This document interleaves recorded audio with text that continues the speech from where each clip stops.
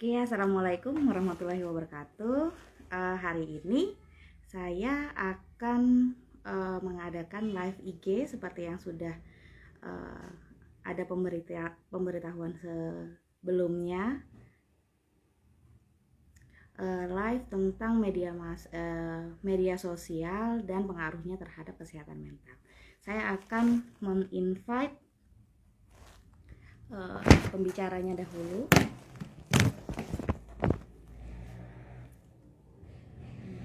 Sebentar ya, Bu Nuri saja.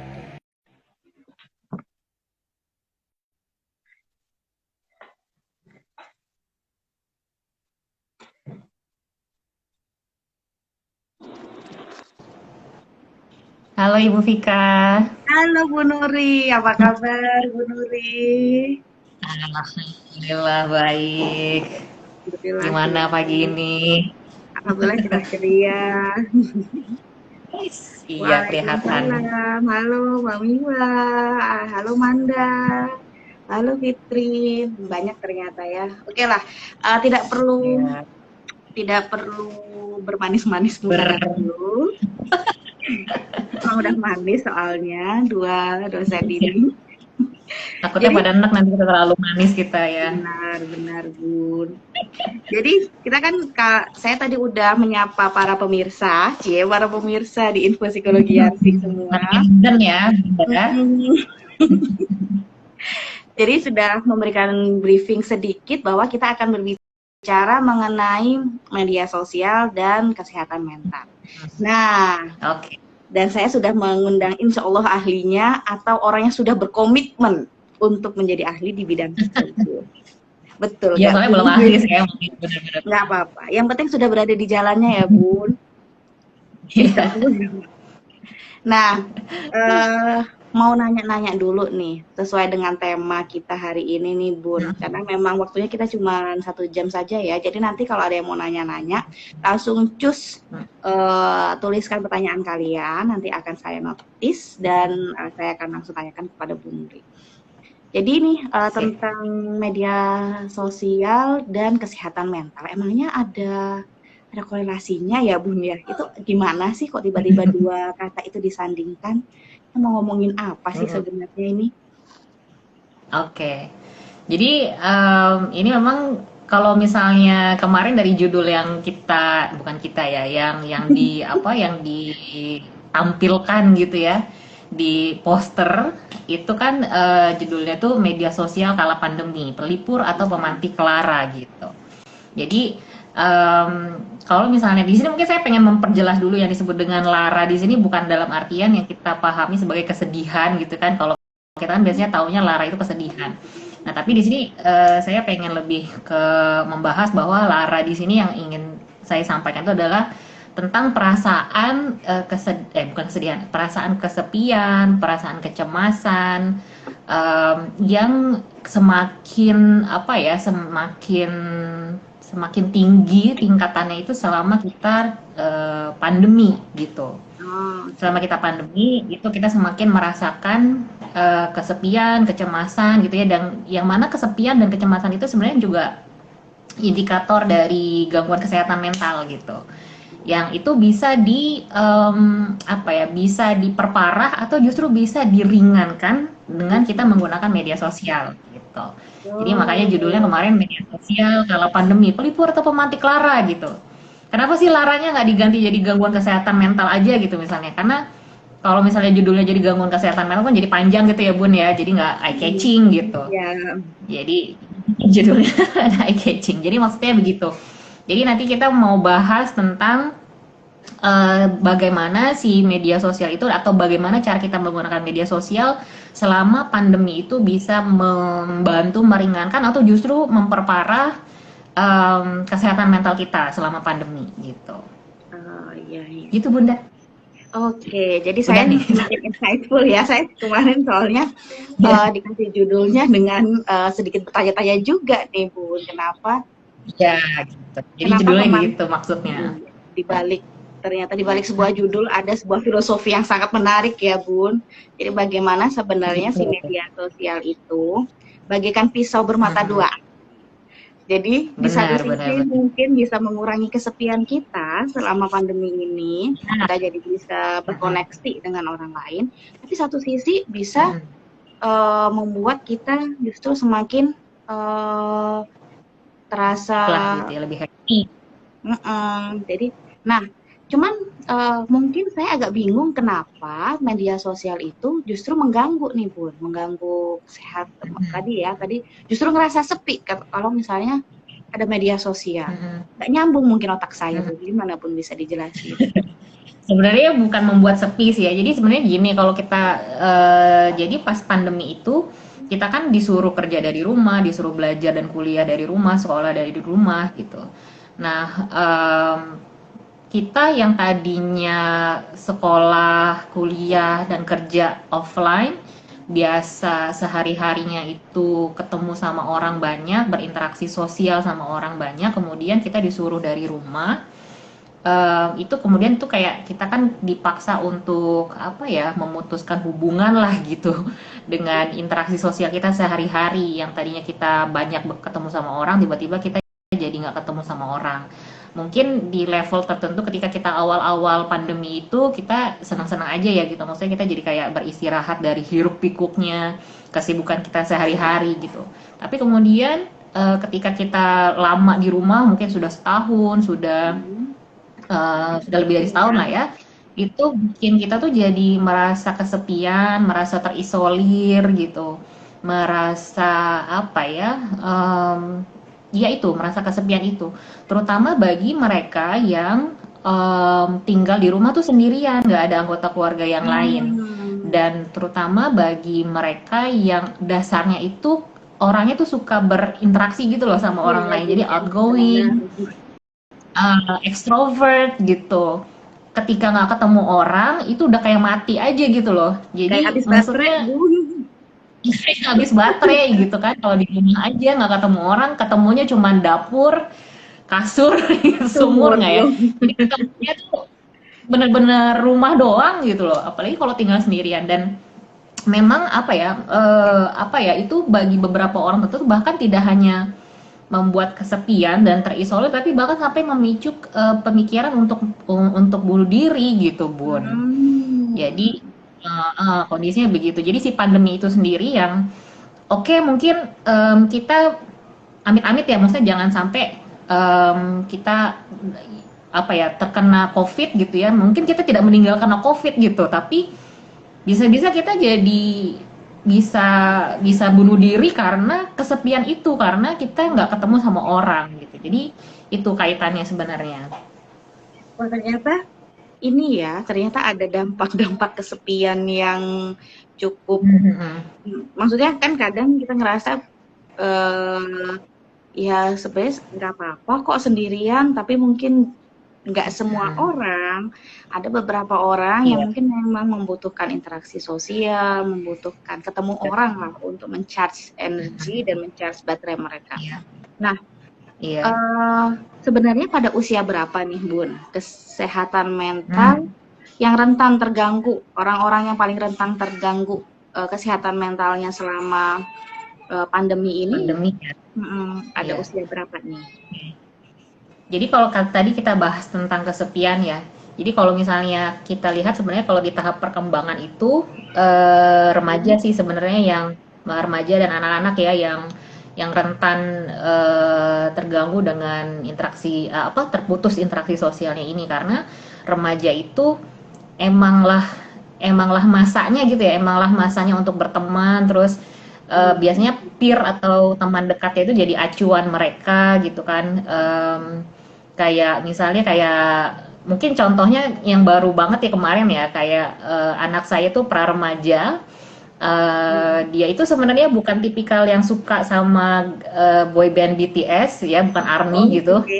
Tapi karena Iya, tahu tapi ARMY sih. karena ada beberapa temennya yang suka gitu kan sama BTS gitu, jadi dia juga terpengaruh juga misalnya gitu untuk ya ikut-ikutan suka lah gitu ya, ikut-ikutan suka sama BTS. Itu bukti bahwa sebenarnya remaja itu sangat terpengaruh dengan peer ya, dengan rekan rekan sekolahnya gitu. Jadi bisa dibilang si remaja itulah ya yang lumayan rentan ya, paling rentan dibandingkan dengan usia-usia yang lain mengalami Mm-mm. si kesepian itu, karena memang kebutuhannya si remaja itu yang saat ini tuh tahap perkembangannya dia lagi seneng-senengnya gitu loh, sama teman-temannya gitu, Cari ketemu sama tahu. teman-temannya gitu. Mm-mm. Oke, jadi ini ya, jadi memang remaja karena memang mereka punya kecenderungan untuk Mm-mm. masa mereka adalah teman mereka itu adalah reference group mereka gitu ya. Jadi mereka Betul. jadi ketika Pusat teman-teman universe. mereka ya, jadi Iya. anak saya juga jadi mau pra remaja nih. Jadi ada insider sendiri nih, deket kan. Iya. Nah, tadi tuh kita melihat dari sisi bisa dibilang sisi negatifnya. Kalau ada yang mau tanya silahkan Mm-mm. ya, tulis aja di komen, nanti akan saya bacakan. Nah, tadi Ya. kan kita berbicara tentang sisi negatifnya. Sisi positifnya tadi seperti yang sudah kita jelasin di awal bahwa pemantik atau pelipur lara gitu ya, dan Mm-mm. seperti pisau Medsos. bermata dua. Mm-mm. Apa sih, apakah medsos itu juga bermanfaat nih untuk remaja dalam menghadapi kecemasan ataupun kesendirian selama pandemi itu sendiri? Oke. Oke, jadi ini saya mau jawabnya itu berdasarkan ada sebuah referensi yang saya baca nih gitu. Jadi ada riset dilakukan di Belgia itu pada remaja yang partisipan itu sekitar 1.600-an anak remaja gitu ya. Banyak Di ya. Belgia itu dilakukan risetnya itu sebulanan setelah lockdown gitu. Hmm. Nah, jadi mereka si peneliti ini melihat ada kaitannya nggak sih dengan tipe scrolling di media sosial gitulah ya. Kalau jadi sebelum saya jawab apakah scrolling media sosial itu berpengaruh sama kesehatan mental atau enggak, jadi saya mau jelasin dulu bahwa di penelitian itu mereka meneliti 3 tipe scrolling nih. Jadi scrolling yang pertama itu ada ada remaja yang mengakses medsos itu untuk entertainment, untuk mengakses humor gitu, untuk Hmm. mengakses humor. Jadi kayak misalnya kita nyari materi-materi receh gitu, konten-konten unfaedah tapi bisa Meme bikin kita gitu ya. ketawa-ketawa, gitu, memes gitu ya. Jadi Nah itu pakai disebut dengan Twitter unfaedah humoroscopy. gitu.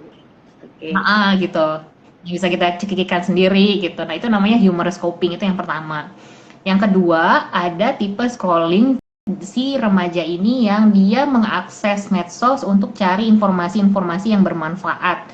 Jadi kayak gimana sih cara menyembuhkan COVID, Hmm. gimana apa ya supaya tidak menularkan COVID gitu segala macam, yang itu bikin mereka jadi lebih knowledgeable gitu lah ya terhadap segala sesuatu yang di lingkungan mereka. Itu disebut dengan active coping ya.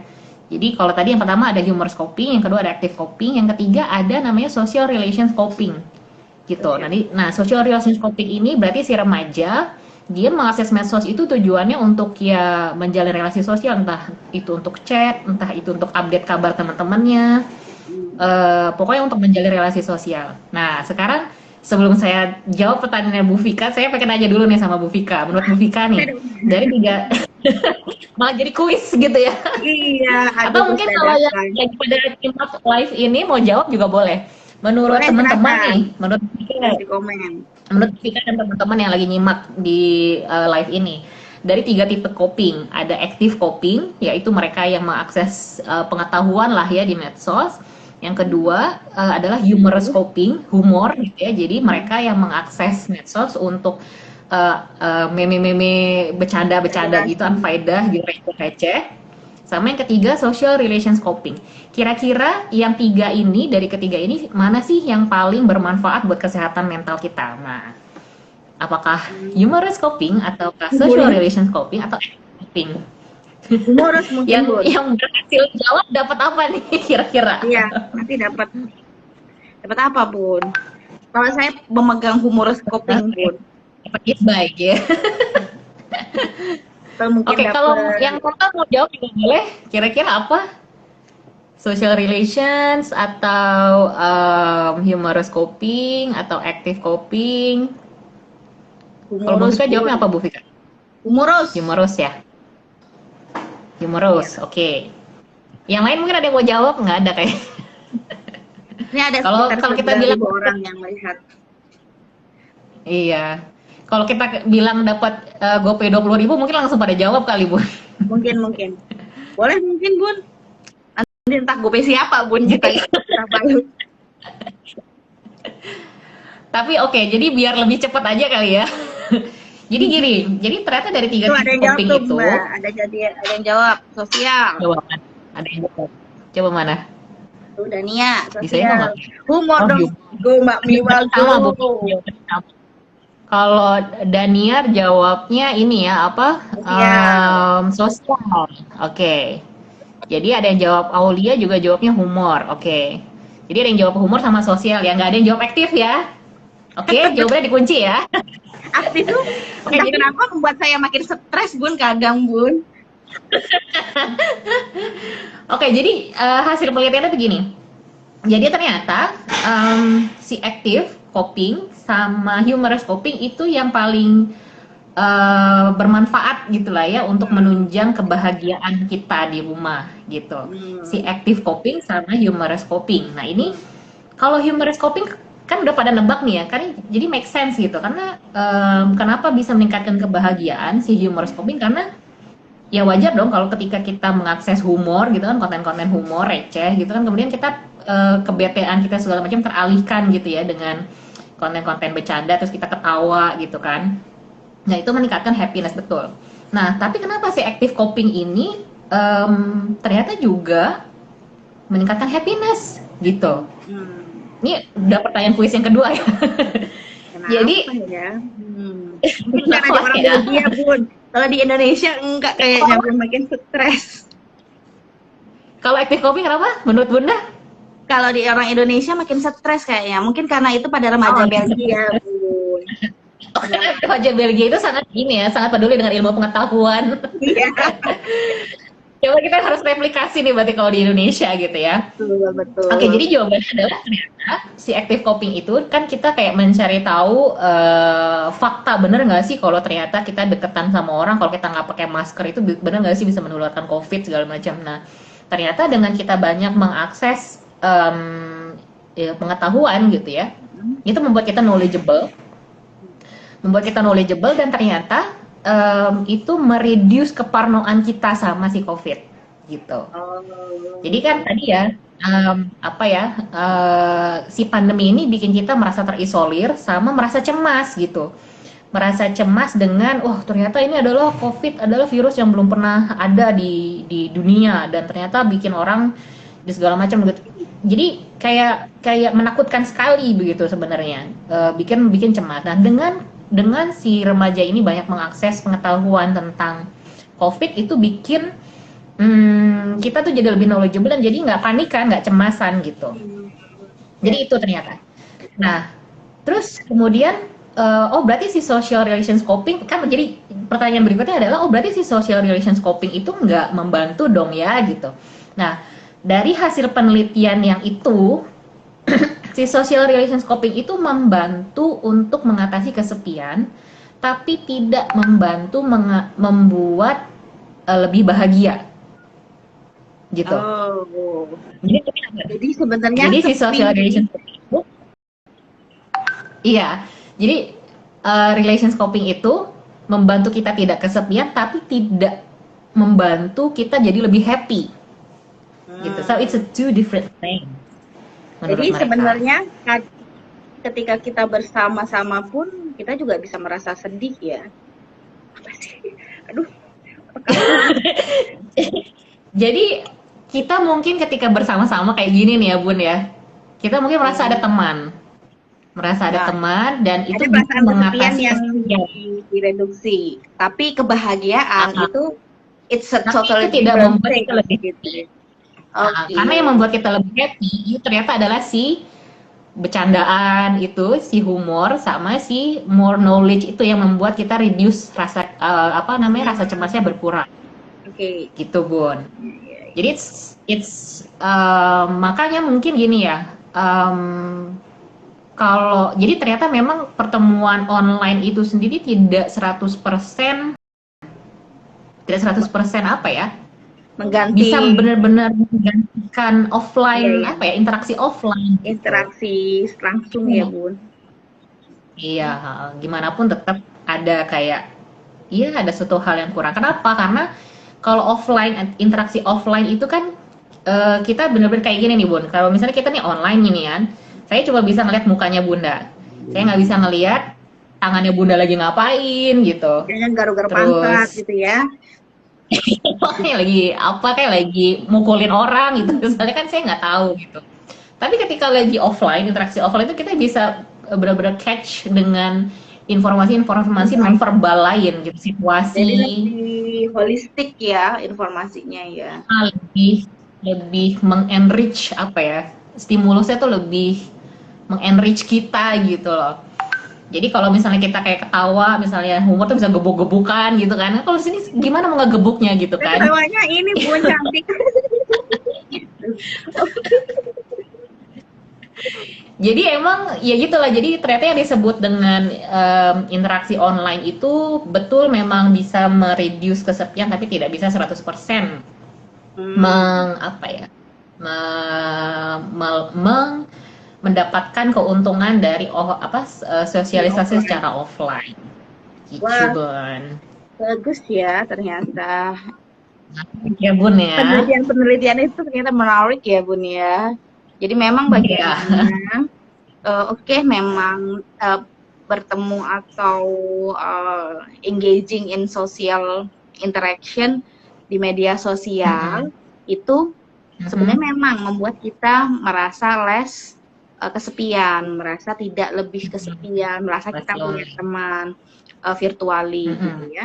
Tapi meskipun demikian, itu ternyata juga tidak bisa meningkatkan kebahagiaan kita sendiri nih, gitu. Iya, Ada hal-hal betul. lain. Begitu juga Iya, begitu juga di sisi lain dengan humorous coping kita memang lebih happy, tapi itu tidak membantu kita mengatasi kesepian dan kecemasan itu, Bun. Jadi Gitu. memang harus berarti kita harus scroll banyak-banyak ya, Bun, dan banyak tujuan. Oh enggak ya? Hmm.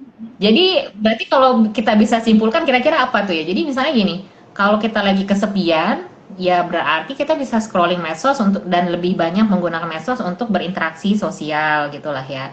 Kalau kita lagi cemas, kita gali informasi yang sahih gitulah ya dari medsos banyak-banyak gitu. Iya, Kalau lagi bete, lagi bosen, ya bisa scroll konten-konten receh, konten-konten meme yang unfaedah, tapi bikin kita happy gitu.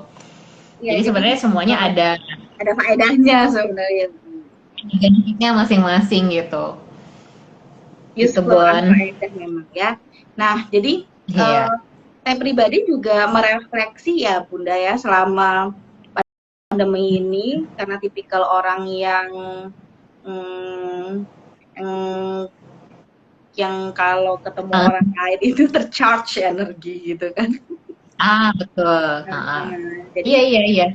humor humor coping ini jadi melihat meme receh atau film-film sitkom di Netflix Iya. itu salah satu cara untuk kalau misalnya udah ngerasa apa ya stressful ataupun merasa sedih berkepanjangan, kita coba reduce Iya. dulu, mengembalikan emosi lebih baik lagi, kemudian baru Mhm. melakukan. Jadi siapa bilang emotional coping itu nggak penting ya untuk Iya, ya. untuk Nah, kesehatan mental gitu ya. betul. Nah, tadi ada pertanyaan nih Bun dari Bunda Miwa. Halo Bunda Miwa. Mhm. Oke. Bunda Miwa, tadi pertanyaannya bagaimana nih kalau orang kan ada nih tipikal tadi kan kita berbicara tipikal orang yang ekstrovert yang memang senang nih Mhm. kalau ketemu orang. Kalau Iya. orang-orang introvert sendiri yang nggak terlalu Mhm. senang nih ketemu dengan orang, bukan nggak terlalu senang ya, mereka mungkin lebih Mhm. nyaman ketika mereka sendirian. Apakah eh, apakah pandemi ini berdampak berbeda nggak Bun dengan orang-orang seperti itu? Oke. Gimana? ada Kalau penurunan atau bagaimana? introvert itu sendiri kan sebenarnya memang iya mereka enjoy dengan mereka bisa ngecharge energi mereka tanpa harus ketemu sama orang lain gitu ya. Tapi gimana pun manusia itu mau introvert mau ekstrovert tetap secara hakikatnya itu sebenarnya mereka kan manusia sosial ya, apa makhluk sosial gitu. Jadi sebenarnya kalau emo menurut saya itu antara ekstrovert sama introvert beda di ininya aja apa ya, beda di ketahanan sendiriannya. Jadi kalau Hmm. misalnya si orang ekstrovert itu mungkin lockdown dan dia harus sekolah atau belajar dari rumah itu let's say dia tahan lah sebulan gitu ya. Nah, mungkin orang introvert bisa lebih lama, tapi akan ada point, ada titik di mana kemudian si orang introvert ini juga tetap ya, tetap dia butuh interaksi sosial juga untuk bisa ngecas diri mereka karena sebenarnya dalam diri orang introvert, kalau menurut saya itu introvert sama extrovert tuh kayak apa ya? Kayak sebenarnya ini kayak kutub di kanan sama kutub di kiri. Jadi walaupun dia misalnya introvert tetap aja dia ada sisi apanya ya, sisi sisi tetap butuh dia interaksi sama orang lain gitu. Dan masalah kesepian ini ya, masalah kesepian ini tuh sebenarnya dari kalau di psikologi itu sebenarnya udah banyak banget ya risetnya tentang kayak misalnya ada dulu ada riset yang sangat klasik, saya agak lupa, pokoknya kurang lebih itu membandingkan antara bayi yang diasuh dengan sentuhan, dengan diempok-empok segala macam, dengan bayi yang cuman diasuh dengan apa ya, misalnya cuman misalnya kalau mereka pup diganti pampasnya, diganti bajunya, disuapin, kalau misalnya lapar gitu ya, dibandingkan sama mereka sama bayi-bayi yang disentuh dan dinyanyiin segala macam itu ternyata kualitas hidupnya bayi-bayi yang diasuh dengan cinta ini mereka lebih bertahan hidup gitu dibanding dengan bayi-bayi yang tidak diasuh dengan kasih sayang gitu, Bun. Hmm. Jadi secara Oh, natural sebenarnya memang kita memang butuh lah ya interaksi sosial gimana pun jadi memang harus gitu. ada apa ya? Ada interaksi ya, nggak cuma satu arah, nggak cuma ini memang harus ketemu orang dan berinteraksi dalam bentuk apapun, mungkin Iya diskusi, betul. kemudian apa ngobrol, apa ngalur ngidul itu juga termasuk. Iya, Oke, menarik rupanya ya gitu. ternyata. Oke. Nah, kalau Mungkin ada, dari apa? ya mungkin Halo, ada lagi yang ada bertanya gitu netizen ya. yang mau bertanya. Silakan netizen, mumpung dibuka kesempatan bertanya tentang masalah media Uh, sosial dan kesehatan mental dan apakah dan dalam kondisi seperti apa sih si media sosial itu ternyata bisa bermanfaat bagi kita. Jangan lupa bahwa kuncinya itu ada pada kita sendiri. Apakah kita mau memanfaatkan si media sosial ataukah kita mau terlarut nih di media sosial sehingga membuat kita jadi semakin tidak bahagia. Sebenarnya tadi saya belum benar-benar menjawab yang tadi itu loh Bun, yang kata apa sih medsos, apakah si medsos itu memang bisa dalam tanda kutip yang merusak atau mengganggu kesehatan mental seseorang. Jadi gini, kalau tadi saya bilang bahwa active coping ya menambah pengetahuan atau mengakses informasi itu bisa mengatasi kecemasan kayak gitu-gitu ya. Di sisi lain, kalau misalnya informasi yang kita akses itu informasi yang negatif, let's say misalnya kayak um, kita terus-terusan dibombardir dengan informasi tentang oh jumlah orang yang meninggal akibat COVID gitu misalnya. Terus kayak waktu di awal-awal lockdown itu ada informasi kayak oh orang-orang di luar negeri itu pada ngeborong toilet paper gitu atau misalnya ada orang yang ngeborong sembako gitu ya itu bisa meningkatkan kecemasan kita juga gitu jadi maksudnya gini karena orang itu ketika dia lihat informasi yang bawa tone negatif gitu ya di medsos itu emosi negatif itu menular ke kita gitu. Hmm. Jadi kalau misalnya kita mengakses informasi negatif, maka tone negatifnya itu maka akan menular ke kita. Jadi entah kita jadi lebih cemas, entah kita jadi mendorong kita untuk ikut-ikutan misalnya kayak ngeborong sembako gitu kan, jadi penimbun gitu. Jadi dalam hal ini kalau dalam hal kapan sih kapan kita scrolling medsos itu bisa berpengaruh atau mengganggu kesehatan mental kita, yaitu jadi ketika kita mengakses informasi yang emang negatif, jadi kayak misalnya hoax gitu kan, hoax, terus hate speech misalnya, terus berita-berita yang emang suram gitu ya, dark gitu, itu bisa mempengaruhi kita juga jadi lebih negatif, dan akibatnya juga jadi ikut-ikutan berperilaku nggak rasional gitu. Ya karena kita Kurang lebih gitu. khawatir Bun, sebenarnya kalau kayak gitu kan kadang kita khawatir kita ketinggalan gitu. Apa nih? Kok kalau aku nggak ikut ntar aku ketinggalan, ntar aku juga Ya. oh ya, saya mau say hi dulu untuk Dokter Siti Nurlaila. Halo. Halo, Ibu Dokter. Iya. Nah, ada pertanyaan lagi nih Bun. Berapa lama ya batas bermain media sosial sendiri? Berapa lama? Berapa lama? Itu agak sulit menjawabnya karena setiap penelitian itu bisa beda-beda sama penelitian yang lain. Dia bilang 2 jam, dia bilang 3 jam, dia bilang sejam gitu. Halo Ati. Ini Pak Faruk. Oh, Faruk. Iya, bener. Ya. Halo Faruk.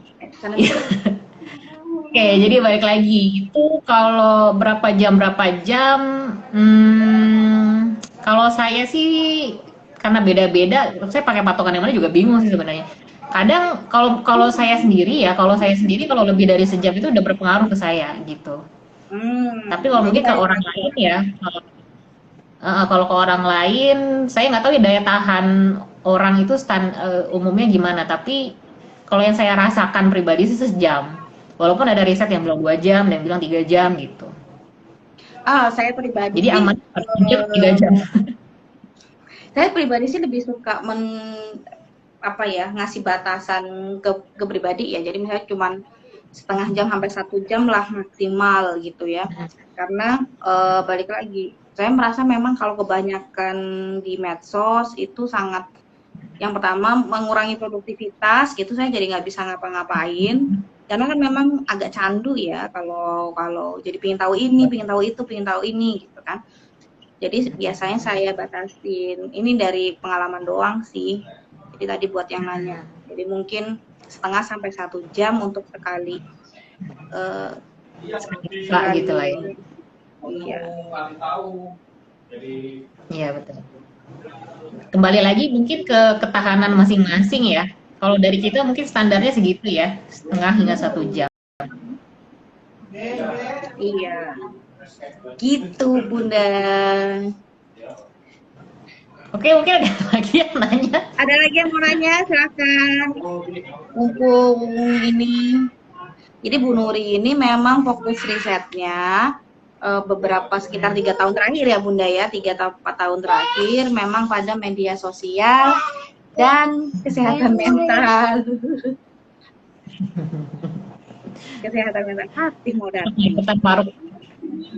Baca lagi. Ada pertanyaan lagi mungkin? Ya, ada pertanyaan lagi. Kalau belum ada, kita lanjutin nih. Nah, sebenarnya selain tadi ya membentuk kecemasan gitu selama pandemi, media sosial itu apakah tapi kan gini, saya tuh sering sekali melihat nih Bun bahwa kayak pembenaran buat kaum rebahan gitu Bun. Saya kan rebahan daripada keluar dan menyebarkan virus gitu kan, mending udahlah rebahan aja sambil scrolling medsos gitu gimana Bun pembenaran seperti itu? Kalau orang pakai medsos itu kan ada orang yang tipe pasif, ada orang yang tipe aktif. Ini agak beda lagi sama tadi active coping ya. Ada yang tipe konsumen, ada yang tipe produsen. Yang dimaksud dengan produsen itu bukan berarti menggunakan medsos itu untuk jualan, tapi membuat tipe produsen itu dia menggunakan medsos itu untuk membuat konten.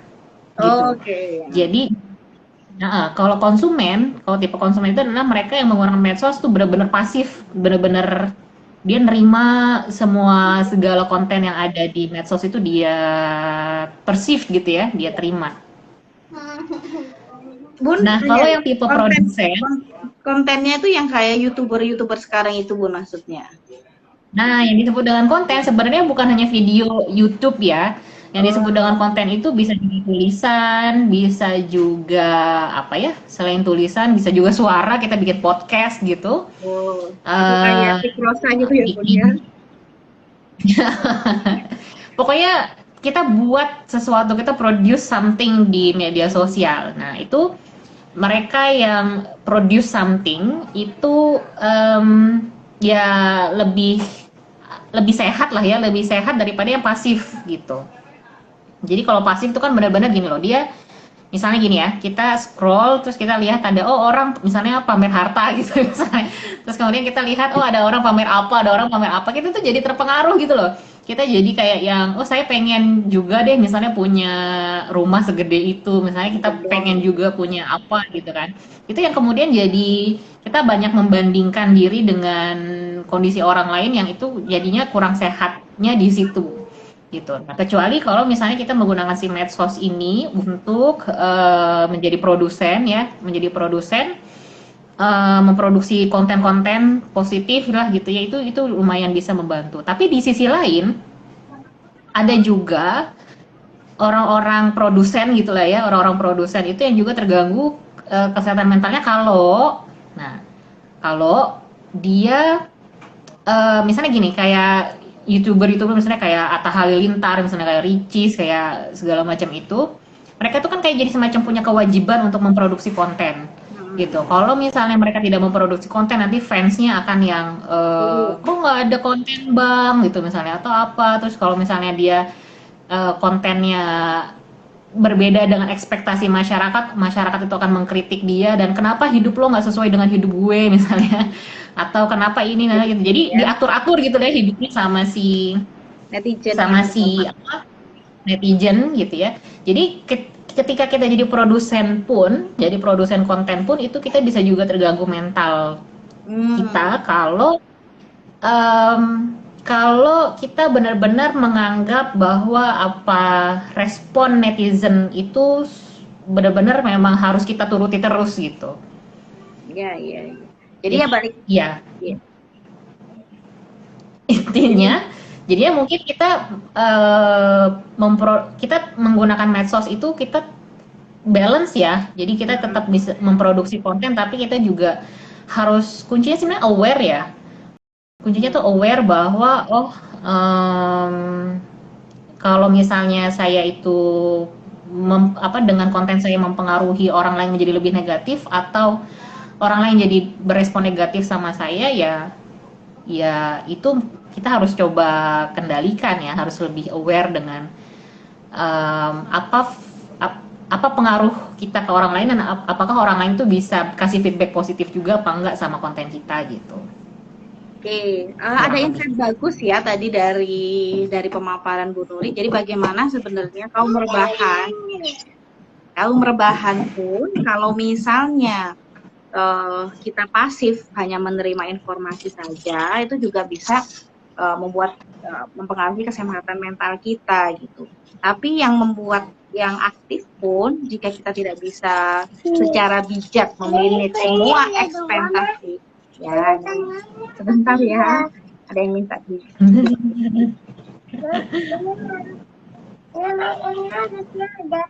ada ada tiga ini ada satu tadi aja jadi ketika kita secara aktif membuat konten juga di media sosial jika kita tidak bisa secara bijak memanage ekspektasi dari orang ataupun memfilter ekspektasi dari orang itu juga akan rentan terhadap Ya kesehatan mental itu. betul Oke, menarik sekali. ini ternyata pembahasannya dulu ya. Iya. Iya, kok Jadi begitu. siapa Semangat banget gitu.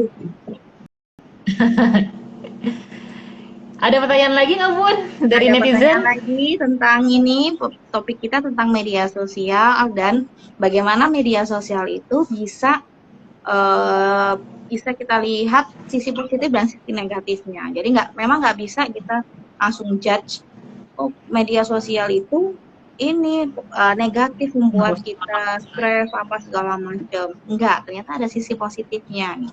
Tadi kita bisa bisa mencari hal-hal yang membantu kita coping dengan humor atau misalnya membantu kita untuk mencari informasi. Ah, tentang informasi ini, Bung, gimana kalau dengan hoax-hoax semacamnya? Uh, Kenapa? Enggak, maksudnya bagaimana, apakah hoax ini juga berpengaruh nih dengan kesehatan mental? Ya itu tadi ya seperti yang saya bilang kalau hoaxnya itu misalnya yang pernah kejadian itu tadi ya yang kata hoax ngeborong ngeborong sembako gitu. Jadi kan itu menimbulkan rasa cemas di diri kita dan kemudian kita jadi terpengaruh. Oh ya kita harus borong juga nih gitu. Jadi hoax itu sendiri kan mungkin kebanyakan itu menimbulkan emosi negatif ya sama kita, yang mana emosi negatif dari medsos itu tuh lebih menular gitu ke kita daripada si emosi positif gitu. Lebih cepat nularnya ya? Jadi bahayanya dari hoax itu adalah ketika kita nggak bisa aware, nggak bisa ngenali, nggak bisa mengkritisi dari konten si hoax itu sendiri, kita akan lebih mudah terpengaruh emosi negatif yang kebawa dari si hoax itu gitu. Jadi kita lebih cemas, lebih lebih mudah apa ya, kita merasa terancam, takut gitu kan, dan segala macam. Nah, ini ada pertanyaan menarik nih, Bun, dari Vira. Kasih tips dong ke YouTuber itu supaya nggak jadi budak konten. Tuh, Bunda. Masa apa-apa mesti dikontenin? Iya, kita kasih tipsnya gimana ya? Kita anggap saja kita Atta Halilintar ngomong lagi nonton kita gitu ya. Boleh, boleh, boleh coba. Atau para Bisa nih, YouTuber ini anggap lagi aja nih nonton. ada beberapa influencer lagi nonton ya. You never know loh. Siapa tahu nanti mampir ke IG-nya, kemudian cek Iya. historinya. Terus jadi memasuk ke psikologi RC gitu kan. Iya, Daftar kuliah gitu, coba. ya. Apa nih kira-kira Oke, kalau jadi kita bisa? sebenarnya em, tips itu gimana ya? Jadi biasanya orang itu baru akan berhati-hati dengan kontennya kalau dia justru ngalamin hal negatif dari konten dia sendiri gitu. Ngerti nggak sih Bun? Kayak Ya, jadi misalnya saya misalnya apa ya? Misalnya saya pamerin saya punya HP baru gitulah ya. Gue punya HP baru guys gitu. Terus kemudian HP-nya hilang misalnya dicopet gitulah misalnya. Nah itu tuh jadi kayak eh, pengalaman buruk si YouTuber itu sendiri yang kemudian akan memberikan feedback memberikan insight buat si content creator itu sih, bahwa oh ternyata saya nggak sebaiknya terlalu expose gitu ya, terlalu mengekspos apapun yang saya miliki gitu. Karena gimana pun itu bisa menstimulus menstimulus respon negatif dari orang lain yang kemudian misalnya jadi iri kah, jadi kemudian menempatkan diri kita juga jadi rentan, jadi pelaku bukan kriminal objek tindakan kriminal gitu loh. ya. Ya nah, karena misalnya tahu rumahnya ada 10 gitu ya, kita curi aja satu. Rumahnya ada kolamnya, ada TV bagusnya, ada apanya gitu-gitu. Jadi yang paling bisa untuk mempengaruhi si konten creator itu ya kalau mereka kena dampak negatifnya itu mungkin baru berasa gitu loh. Baru berasa kalau oh ya ternyata nggak semua yang saya lakukan, yang saya punyai itu harus muanya ditampilkan gitu loh di medsos gitu. Oh iya ya. Ini ada pertanyaan lagi dari Ayunanda. Wah, ini nurse Bun, dia seorang perawat yang punya perawat di Malang kalau nggak salah, temen aku soalnya. Halo Bu Nanda, ada tips nggak Bu cara untuk mengedukasi keluarga di rumah? Nih, karena memang ibu-ibu kan ini ya, salah satu tanggung jawab kita untuk mengedukasi orang-orang di rumah untuk memilih konten yang mana yang hoax, mana yang enggak. Apalagi kalau orang tua sendiri kadang malah terbawa info dari teman-temannya. Terima kasih. Iya benar sekali. Bagaimana ini kayaknya masalah klasik sejuta umat di Indonesia, bukan di Indonesia saja, sebenarnya di seluruh dunia ya gitu. Jadi memang orang tua yang misalnya udah usia-usia lansia gitu ya, memang lebih mudah terpengaruh sama hoax gitu. Dan untuk mengedukasinya, kayak saya sendiri, orang tua saya pun termasuk yang begitu juga ya, terutama ibu-ibu dibanding bapak-bapak gitu. Ya, jadi kita pakai perasaan itu. Iya. Jadi ibu-ibu itu jadi lebih gampang terpengaruh hoax karena secara nature-nya ibu-ibu itu punya nature untuk menurture gitu. Jadi punya secara itu mereka ingin melindungi seluruh umat manusia di dunia, keluarganya gitu kan, melindungi anak-anaknya gitu, melindungi teman-temannya, sehingga kalau misalnya ada hoax yang bilang bahwa hati-hati apa jangan apa ya jangan makan bawang putih, jangan makan apa atau mungkin justru harus makan apa supaya teman-temannya atau keluarganya selamat dari bahaya gitu. Itu kalau ada kius-kius seperti itu tuh para ibu-ibu tuh akan tergerak dengan mudahnya untuk menyebarkan gitu ya. Nah itu memang nggak bisa hilang dalam atau nggak bisa apa ya, nggak bisa disembuhkan dalam 1 atau 2 kali edukasi gitu. Sampai sekarang pun saya sampai sudah bertahun-tahun itu saya masih terus mengedukasi ibu saya gitu. Jadi kalau misalnya di grup keluarga itu ibu saya memberikan informasi hoax, kita edukasi dengan pertama kita kasih apa ya, sumber atau rujukan yang memang sahih gitu, yang objektif, bahwa oh ternyata bukan, misalnya bawang putih itu sebenarnya tidak membuat kita lebih cantik misalnya. Kita kasih rujukan yang lebih sahihnya gitu. Kayak dulu tuh zaman apa sih, minyak kayu putih ya, minyak kayu putih yang bisa menangkal COVID gitu. Nah, kemudian ya kita kasih aja gitu informasi yang lebih sahih, misalnya kata dokter siapa, kata media yang terpercaya atau kata sumber yang terpercaya, sebenarnya minyak kayu putih itu tidak membuat tidak semerta-merta menangkal COVID gitu ya. Jadi nggak kayak kita ngalungin apa minyak kayu putih kemana-mana terus COVID terus tiba-tiba hilang gitu. Nggak juga gitu. Nah itu pertama kita kasih sumber yang lebih sahih. Terus yang kedua kita juga bisa bilang sih, ini kan hoax nih Bu, misalnya. Nanti takutnya kalau misalnya misalnya kalau kedengeran sama orang lain, nanti efek negatif bisa apa. Jadi kan sudah banyak nih kasus ibu-ibu yang nyebarin hoax terus kemudian ditangkap gitu loh Bun. Ya. Kena pidana itu loh, kena pidana ITE gitu ya. Jadi harus berhati-hati banget. Jadi jangan sampai kita bisa bilang sih bahwa ini nanti kalau misalnya kedengeran sama orang yang kedengeran orang lain, mereka bisa sakit hati misalnya, atau mereka bisa menganggap ini adalah pelecehan misalnya, atau pencemaran nama baik atau penyerangan atau apa gitu kan. Itu yang juga perlu dikasih apa ya, pemahaman gitu ya ke orang tua kita, bahwa hoax itu dampak negatifnya bisa A B C D E F G gitu kalau misalnya dibaca sama orang lain. Nah terus kemudian juga kita kan ini masyarakat religius ya biasanya ya, gitu loh, maksudnya karena kita kan banyak yang religius, kita juga bisa kasih kayak ayat-ayat gitu misalnya, atau hadis yang bilang bahwa kalau apa nih hukumnya kalau misalnya menyebarkan berita yang kita tidak tahu kesahihannya gitu, ya bisa dosa lah, bisa apa gitu kan. Jadi kayak gitu-gitu sih tips yang bisa dilakukan untuk membantu supaya orang tua kita nggak ikut-ikutan nyebarin hoax. Iya. Memang ya tadi seperti kata Bu Nuri, masalah senjata umat ya.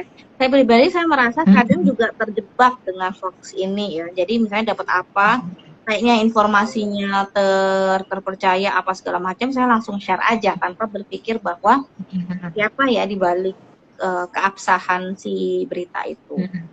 Nah, jadi memang Iya. di agama Islam sendiri juga diajarkan bagaimana kita harus tabayun dulu atas sebuah informasi Iya. dan menyebarkan Iya. semua informasi yang didengar pun tanpa menyaringnya itu juga merupakan salah satu kesalahan. Oke, Mhm. menarik Dan sekali itu yang harus continue loh. Nggak bisa kenapa kayak cuma gini? sekali kita anggap udah Iya, selesai gitu benar. kan. Jadi ini Mhm. bukan apa ya, nggak seperti permasalahan yang diobati udah sembuh selesai gitu. Nggak, memang harus step by Iya. step. Iya. Iya. Betul Terima sekali. kasih ya Bu Nanda atas pertanyaannya. Saya juga kangen sama Bu Nanda. Salam buat anak-anaknya. Duh, jadi temu kangen ini. Ada pertanyaan lagi? Silahkan. Kita hari ini Iya. membahas. Kita mungkin punya waktu cuma 5 menit lagi nih Bunda. Ternyata nggak kerasa ya. Mhm. Nggak kerasa. Mungkin kita cuma punya waktu 5 menit. Saya coba sum up ya dari awal kita berbicara Oke. bagaimana si media sosial ini bisa seperti yang diulang-ulang, bagaimana apakah ini pemantik lara atau pelipur lara. Jadi apakah yang menimbulkan atau bisa mengurangi pelipur lara. Tadi sudah dijelaskan oleh Bu Nuri bahwa balik lagi memang media sosial jika tidak di apa ya disikapi dengan cermat, tidak disikapi dengan bijak, maka tentu saja akan menimbulkan menimbulkan menimbulkan perasaan yang tidak Kecemasan. menyenangkan, kecemasan seperti tadi. Dan ternyata Adanya gitu memang ya. ketika kita secara aktif nih mencari informasi mengenai COVID, tentu saja yang tidak di luar hoax ya, yang tidak dengan hoax informasi yang benar dan juga informasi receh-receh yang membantu kita untuk tertawa itu ternyata juga cukup membantu nih selama pandemi untuk mengurangi anxiety, mengurangi kecemasan ataupun perasaan kesendirian. Meskipun ya balik lagi, memang itu tidak mempengaruhi kebahagiaan kita. Kita tidak jadi bahagia nih dengan mencari informasi tentang COVID itu. Tapi setidaknya membuat kita lebih aware dan lebih tidak merasa cemas. Parnoan sebenarnya. Mhm. Iya, tidak jadi parno nih. Akhirnya karena nggak parnoan, Iya. kita jadi lebih kita aware, tapi kita tidak takut gitu Mhm. ya. Jadi Iya lebih betul, betul, lebih lebih positif ya. Dan ternyata betul. social interaction itu mau nggak mau memang dibutuhkan bagi kita, baik offline maupun online gitu. Jadi Iya. memang tidak bisa menggantikan nih yang online, tapi ya tadi balik lagi ya, setidaknya itu bisa tetap merasa buat kita terhubung dengan orang-orang di luar sana. Oke, ada pertanyaan Betul, betul. lain? Atau mungkin Bu Nuri mau memberikan sepatah dua patah kata sebelum kita menutup nih IG Live hari ini. Oke. Tadi sebenarnya udah disimpulkan ya. Ya, Saya jadi itu bingung dari menyimpulkan saya apa ya. lagi. Gak apa-apa, kita kan Ah, sebagai orang berpendidikan apa sih? Sebagai akademisi terbiasa untuk meng-cross check. Baik lagi ya kayak tadi ya berkaitan dengan yang terakhir. Jadi untuk meng-counter hoax mm-mm. itu ya kita harus cross check lagi, kita tabayun. Jadi dari Bu Nuri sendiri bagaimana? Ada hal-hal yang perlu ditambahin atau yang memang mau ditambahin nih Mm-mm. sebelum kita menutup? Mm-mm. Mungkin ditambahin ya, kalau tadi sih sebenarnya kesimpulannya udah oke, tadi udah dijelasin juga sama Bu Vika ya tentang yang tipe-tipe coping tadi. Mungkin saya nambahinnya seputar ini ya. Jadi memang kalau selama lockdown memang kalau di mana-mana gitu, nggak cuma di Indonesia, di mana-mana tuh penggunaan media sosial tuh jadi kayak melonjak banget gitu ya.